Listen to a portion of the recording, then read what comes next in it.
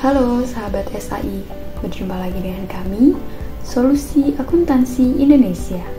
Pada video kali ini, kita akan melanjutkan pembahasan kita mengenai alokasi biaya produksi.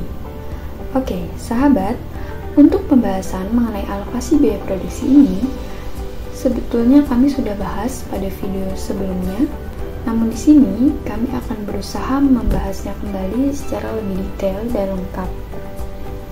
Oke, langsung saja kita mulai ya. Untuk alokasi biaya produksi ini, sahabat, sebaiknya diinput di akhir bulan, ketika semua biaya-biaya produksi sudah diinput.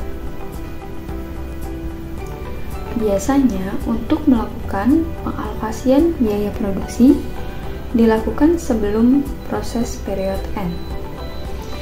Nah, untuk melakukan alokasi biaya produksi ke harga pokok produksi bisa dilakukan setelah melakukan pencatatan pengeluaran atas biaya-biaya produksi. Dengan kata lain, sebelum sahabat melakukan alokasi biaya produksi, sahabat sudah harus melakukan pencatatan biaya-biaya produksinya tersebut.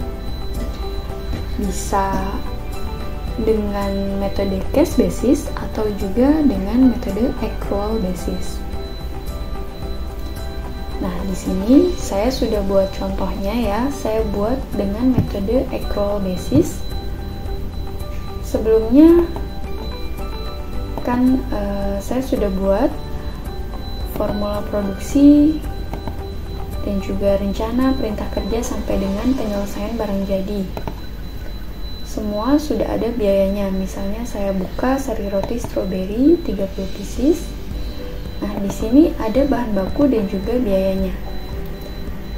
Kita sudah input semua ke dalam modul manufaktur. Nah, jika sahabat sudah melakukan itu, sahabat harus melakukan proses penginputan biaya-biaya tersebut ke dalam, kalau menggunakan accrual basis berarti ke dalam jurnal umum. Atau mungkin jika dengan cash basis, sahabat bisa langsung ke kas dan bank lalu ke modul pembayaran. Saya akan contohkan menggunakan accrual basis di jurnal umum. Oke, sebelumnya saya sudah buat juga, saya sudah catat untuk biaya-biaya saya. Kita coba filter.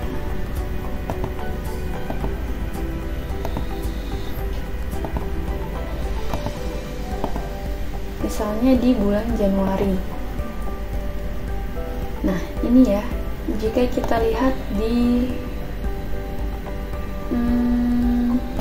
formula produksi, saya punya,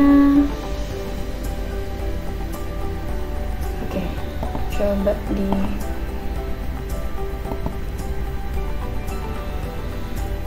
nah di sini coba kita lihat di rencana produksi. Saya punya 2 rencana produksi di bulan Januari. Ini rencana yang pertama.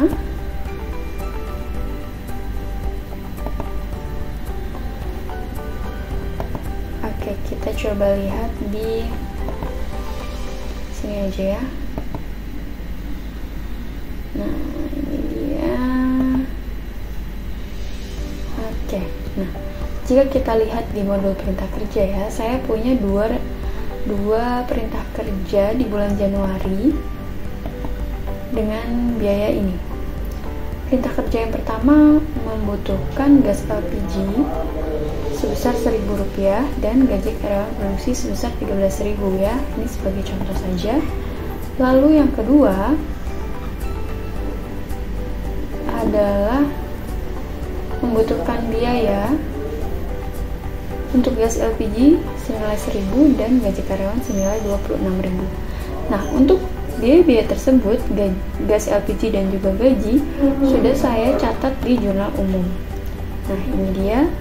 Oke, karena saya sudah catat di jurnal umum, maka saya bisa mulai melakukan alokasi biaya produksi.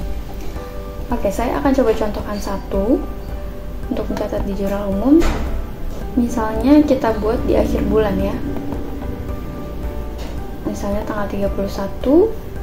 Lalu di sini sahabat bisa cari apa biayanya, misalnya gaji.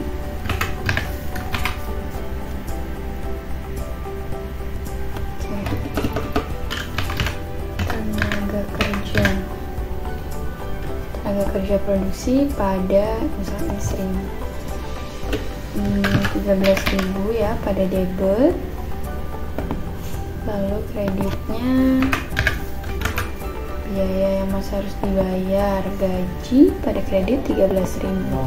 Oke, seperti ini dibuat di akhir bulan ya, contoh saja, bisa disimpan. Namun ini tidak saya simpan ya, karena saya sudah buat. Jadi contohnya seperti itu.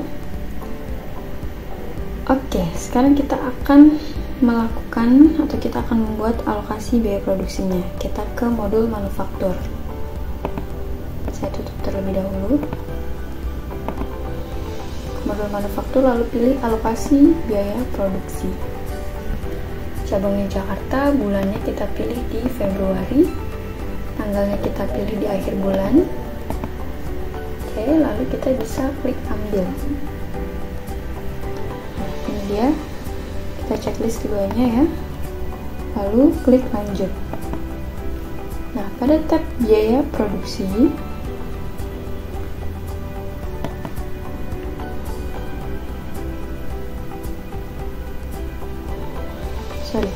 pada tab rincian perintah kerja, kita bisa klik ambil, lalu kita pilih nomor SPK-nya ya. Ini kan tadi 2 WO yang tadi saya sudah jelaskan ya. Kita bisa pilih, lalu kita klik lanjut. Nah, ini adalah WO-nya. Lalu ini beban-beban yang terdapat pada kedua WO ini. Jika sudah selesai, kita bisa klik simpan. Oke. Alokasi biaya produksi berhasil disimpan. Ini kita coba buka. Nah, untuk persentase alokasi ini sebetulnya kita bisa atur berapa persentase biaya yang akan kita masukkan ke dalam pengerjaan produksi ya. Bisa mungkin 50%, 70% ya, tapi biasanya langsung saja 100% seperti ini. Kemudian Accurate Online akan mengalokasikan secara proporsional sesuai dengan work order atau SPK yang sudah dipilih. Oke, seperti ini. Nah, oke, jadi ini sudah oke, kita bisa simpan. Proses alokasi biaya produksi sudah berhasil dilakukan. Oke, setelah sahabat melakukan alokasi biaya produksi, sahabat baru bisa melakukan proses period end atau proses akhir bulan. Oke, nah, coba kita lihat di sini jurnal yang terbentuk adalah ini dia ya.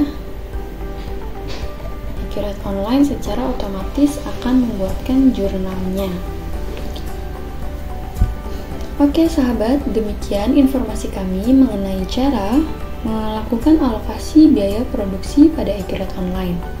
Semoga informasi ini bermanfaat dan bisa membantu sahabat agar lebih maksimal menggunakan Accurate Online. Jika sahabat memiliki pertanyaan atau untuk info lebih lanjut, silakan menghubungi kami, Solusi Akuntansi Indonesia, pada kontak yang tertera di description box di bawah ini. Sampai jumpa pada video selanjutnya ya sahabat.